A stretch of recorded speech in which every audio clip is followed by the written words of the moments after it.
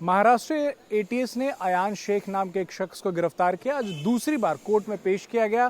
Court में ATS ने फिर से रिमांड मांगी। क्या ग्राउंड्स रखे एटीएस ने अपने रिमांड हासिल करने के लिए, और उनके वकील यानी कि अयान शेख के वकील ने क्या कह के अपने मुवक्किल का बचाव किया, ये हम उनके वकील से ही जानते हैं। आज एटीएस जब आपके मुवक्किल को लेकर कोर्ट पहुंची थी, फिर से उन्होंने रिमांड की मांग की। कितने दिनों की रिमांड की मांग की और उनके ग्राउंड्स क्या थे? देखिए, सबसे पहले तो जो है सर, मैं आपको ये बताता चलूँ कि 4 तारीख को ये लड़के के पेरेंट्स मेरे घर आए और उन्होंने कहा कि हमारे बच्चे को कुछ लोगों ने इलीगली डिटेन कर लिया है। और जब हमने पता किया तो पता चला कि उसको एटीएस ने जो है डिटेन किया है। मैं खुद अपने नंबर से ऑफिशियली मैंने एटीएस को कॉल किया और कहा कि मेरे ऐसे क्लाइंट है और क्या आपने इसको डिटेन किया है। दे स्पेसिफिकली डिनाइड कि हमने ऐसे किसी लड़के को जो है डिटेन नहीं किया। लेकिन फिर उसके बाद रात में 10:30 बजे मुझे एक फ़ोन आता है कि हमने अयान को अरेस्ट किया है और वी आर डूइंग प्रोसेस। 4 तारीख को रात में 10:30 बजे। और उसके बाद जो ऑफिसर है, वो जो अपने आप को जो इन्वेस्टिगेशन ऑफिसर कर रहे हैं, उनके फ़ोन से मुझे एक व्हाट्सअप वीडियो कॉल आता है। वीडियो कॉल मैं उठाता हूं तो उसमें मुझे जो है वो जज साहब नज़र आते हैं और जज साहब ये कहते हैं कि ये ऐसे लड़के को लेकर आए हैं और जो है ये रिमांड मांग रहे हैं। मैंने कहा कि सर, इसके क्या ग्राउंड्स हैं, क्यों अरेस्ट किया गया है? मुझे ग्राउंड्स ऑफ अरेस्ट नहीं मिले हैं, रिमांड देखने को नहीं मिला है। मैं किस ग्राउंड पे इसको आर्ग्यू करूं, क्या बताऊं? तो कोर्ट ने कहा मैं सिर्फ आपको इतना बता सकता हूं कि सेक्शन 39 और 38 एंड 39 ऑफ यूएपीए लगा है। इस वक्त मैं आपको कुछ प्रोवाइड नहीं कर सकता। मैंने रिक्वेस्ट की कोर्ट से कि इस मैटर को दूसरे दिन सवेरे रखा जाए। सर, आधी रात हो रही है, मैं भी सोने की तैयारी कर रहा हूँ, तो अभी पॉसिबल नहीं है आर्ग्यूमेंट भी करना मेरे लिए और आपके लिए भी बताना नहीं। तो आप दूसरे दिन रख लीजिए मैटर। मैं जो है फिर जो है ऑफिशियली मेरे पास वकालतनामा भी नहीं है अभी, क्योंकि मैंने सिर्फ इंक्वायर किया था तो पुलिस मुझे उसका लॉयर बता रही है। मुझे ऑफिशियली ना उसकी तरफ से अथॉरिटी है ना उसके पेरेंट्स की तरफ से अथॉरिटी है। तो कोर्ट ने कहा कि आई हैव नो ऑप्शन, और कोर्ट ने कहा कि मैं जो भी कर सकता हूँ आपके लिए करूँगा। दूसरे दिन जब मैंने कोर्ट में इंक्वायर किया तो पता चला कि 9 तारीख तक का उसको रिमांड मिला है। उसी रात को रिमांड हो गया। उसी रात में 12 बजे जो है उसको रिमांड कोर्ट ने दे दिया। अब उसके बाद नेक्स्ट रिमांड जब आज आया है तो इसमें जो है पुलिस का ये कहना है कि जो अयान शेख नाम का एक 19 से 20 साल का लड़का है, आदमी नहीं है, लड़का है, पुलिस का ये कहना है कि वो सोशल मीडिया पर एक्टिव था और उसने कुछ ऐसे चैनल्स ज्वाइन किए जिसके अंदर क्रॉस बॉर्डर लोग भी जो है पार्टिसिपेंट थे। चैनल्स मतलब टेलीग्राम के चैनल। अब टेलीग्राम चैनल जो है सर, ये पर्टिकुलर ऐसा चैनल है जिसके लिए अंदर कोई रेस्ट्रिक्शंस नहीं है। ऑल ओवर द वर्ल्ड इसमें लोग जो है पार्टिसिपेट करते हैं। अब उन लोगों ने कुछ ऐसा जो है कंटेंट शेयर किया है जो हमारे देश के लिए रेडिकल है, जो इंडियन जो है गवर्नमेंट ने उसको रेडिकल डिक्लेयर किया है, बैन डिक्लेयर किया है। अब पुलिस का ये कहना है कि अयान उस ग्रुप में क्यों रहा, अयान को वो छोड़ देना चाहिए था, और जो है अयान ने उसको ग्रुप को जो है कंटिन्यू किया, वो सोशल मीडिया पर एक्टिव था, इसलिए जो है हम ये कह रहे हैं कि उसका इंटेंशन जो है वो गलत था। दैट्स वाई जो है section 38 and 39 has been invoked. कुछ क्या कोर्ट में ये भी कहा गया कि बैंड ऑर्गेनाइजेशंस को लेकर जो कोर्ट में जो आए थे वो कह रहे थे कि बैंड ऑर्गेनाइजेशंस हैं, उनके प्रचार प्रसार में अयान जो है वो एग्जैक्टली जो हमको बताया गया है वो इसी तरह का है कि जो लोग जिन्होंने प्रचार प्रसार किया था वो बैन ऑर्गेनाइजेशन थे। अब उसके अंदर जो है इसका पार्टिसिपेंट इस तरह से था कि वो उसके अंदर जो है डिबेट हो रही थी और उसने डिबेट में किसी तरह का जो है पार्ट लिया है। अब क्या उसने लिया है ये भी पर्टिकुलर अभी बताया नहीं गया। इट्स अ मैटर ऑफ जो है इन्वेस्टिगेशन, क्योंकि इन्वेस्टिगेशन अभी चल रहा है और इस स्टेज पर जो है ज़्यादा इन्वेस्टिगेशन एजेंसी नहीं बताती है। जो भी बताती है कोर्ट को प्रोटेक्टेड उसमें बताती है। यूएपीए के अंदर ये खास प्रोविज़न है। हमारा बस यही कहना था कि अयान की फ़िज़िकल कस्टडी की ज़रूरत नहीं है। पुलिस का जो क्लेम है वो इंटायर बेसिस ऑन दी जो गैजेट्स है और उसके बेस के ऊपर पुलिस जो है इन्वेस्टिगेशन जो है वो पुराना भी वही किया था और नया भी उसी के बेस पे करेगी। तो अयान की फ़िज़िकल कस्टडी की ज़रूरत है नहीं। अननेसेसरी उसके माइंड के ऊपर जो है जो है प्रेशर हो रहा है। और ख़ास बात, अयान ने कोर्ट में खड़े रहकर आज जो बात कही है वो बहुत डेंजर है। उसने कहा कि एटीएस मुझसे ज़बरदस्ती कन्फेशन करवाना चाहती है। ये बात उसने रिकॉर्ड पे लगवाई, बाय हैंड उसने एप्लीकेशन लिखवाया मुझसे और उसने खुद उस पर साइन किया। कोर्ट को भी मेंशन किया कि सर मैं किसी भी तरह का कन्फेशन देना नहीं चाहता हूँ क्योंकि मैंने कुछ किया नहीं है।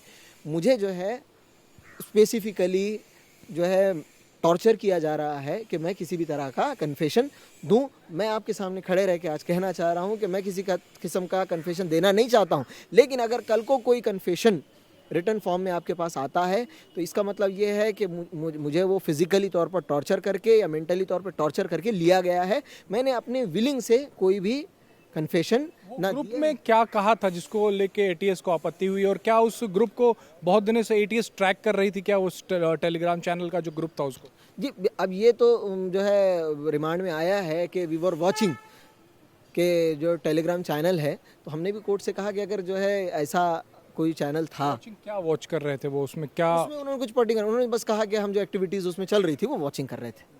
और अयान क्या कर रहा था उसमें? क्या उसमें जो एक्टिविटीज़ हो रही थी उसको प्रचार प्रसार कर रहा था, उसको और फैला रहा था, लोगों तक ले जा रहा था? क्योंकि इसके 2 दोस्तों से भी पूछताछ की है एटीएस ने इस मामले में। वो उनका रिमांड के हिसाब से और भी कुछ लोग जो है उसके अंदर जो अभी थे जिनको संशयित बताया है, एज पर रिमांड उनको संशयित बताया गया है। उनको जो है अभी तक अक्यूज़ नहीं बताया गया है।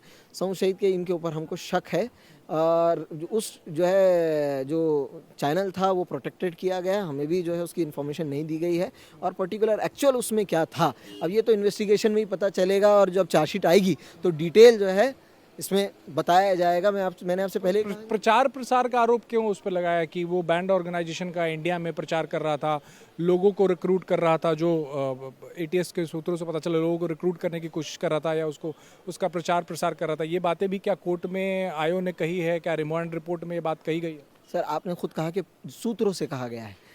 रिमांड की कुछ ऐसी चीज़ें हैं जो प्रोटेक्टेड अंडर यूएपीए है, मैं उसको आपके सामने रिवील नहीं कर सकता unless and until his remand has been done.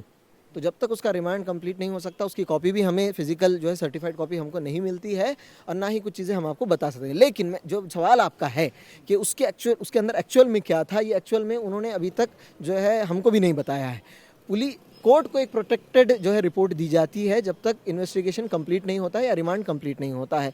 वो जो है बात सिर्फ इन्वेस्टिगेशन एजेंसी को पता होती है और कोर्ट को ही पता होती है।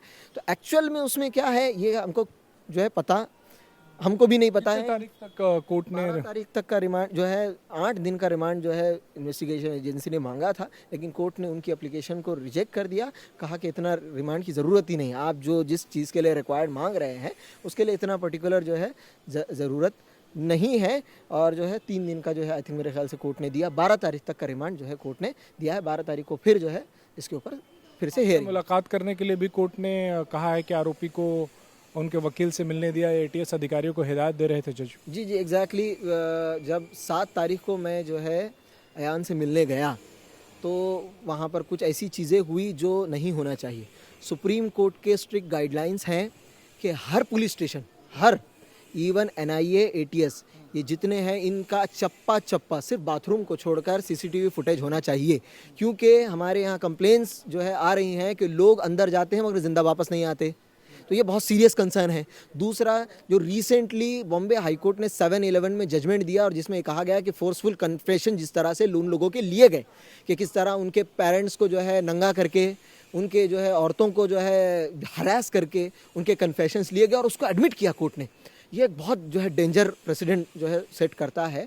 और 7 तारीख को जब मैं वहाँ गया तो मैंने देखा कि पूरे एटीएस ऑफिस में कहीं भी सीसीटीवी फुटेज नहीं है। मेरे साथ भी जो वहाँ पर हुआ वो मैंने कोर्ट में कंप्लेन उसकी की है और कोर्ट से ये रिक्वेस्ट की है कि इमीडिएटली इसका जुडिशियल नोट लिया जाए, क्योंकि एटीएस को जो है मिनिस्ट्री ऑफ होम अफेयर्स से स्ट्रिक्ट गाइडलाइंस है और ऑर्डर्स हैं कि आप जो है पूरे पुलिस स्टेशन के अंदर जो है सीसीटीवी कैमरा लगाइए।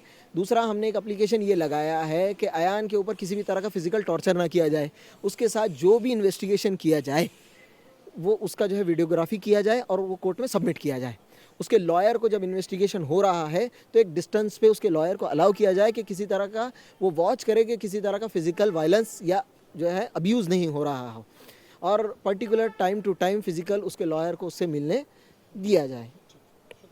तो ये अयान के वकील थे जो बता रहे थे कि 12 तारीख तक कस्टडी कोर्ट ने दी है। हालांकि एटीएस ने 8 दिनों की कस्टडी मांगी थी, लेकिन कोर्ट ने 3 दिनों की कस्टडी दी है। जो मुख्य बातें इस केस में निकल कर सामने आई, जो एटीएस का केस है, एटीएस का कहना है कि अयान शेख नाम का ये जो शख्स है, जो 19 साल का है, इंजीनियरिंग का स्टूडेंट है, वो टेलीग्राम चैनल के ज़रिए ऐसे लोगों के साथ जुड़ा हुआ था जो प्रचार प्रसार कर रहे थे, बैंड ऑर्गेनाइजेशन से उनका प्रचार प्रसार कर रहे थे। उस ग्रुप में कुछ ऐसी बातें हो रही थी जिसमें अयान लगातार पार्टिसिपेट कर रहा था, और एटीएस से कहना है कि उस ग्रुप को बहुत दिनों से वॉच कर रहे थे। काफ़ी दिनों से एटीएस की उस ग्रुप पे नज़र थी, टेलीग्राम के उस ग्रुप पे नज़र थी, अयान के जो उस ग्रुप में जो हरकतें कर रहा था उस पर नज़र थी। और जब एटीएस को लगने लगा कि अब उनके पास केस है, तब उन्होंने अयान को गिरफ्तार किया। 2 और कई लोगों के बारे में भी रिमांड रिपोर्ट में कई बातें कही गई हैं कि और भी कई लोग इसमें शामिल हो सकते हैं। हालांकि जो अयान के वकील ने, उन्होंने इन सारे एलिगेशंस का, इन सारे आरोपों को पूरी तरीके से खारिज किया और कहा कि जो ये टेलीग्राम का ग्रुप है उसमें शामिल होना, शामिल न होने पर कोई पाबंदी नहीं है। हालांकि जज ने 3 दिनों की कस्टडी दी है। अब एटीएस और पूछताछ करके एटीएस जो इस अयान से बाकी बातें निकलवाना चाहती है कि इसमें और कौन कौन शामिल था और क्या प्रचार प्रसार रिक्रूटमेंट की कोशिशें की गई हैं, वो जानने की कोशिश करेगी। कैमरामैन देवेंद्र दयाल के साथ राजेश कुमार, इंडिया टीवी, मुंबई।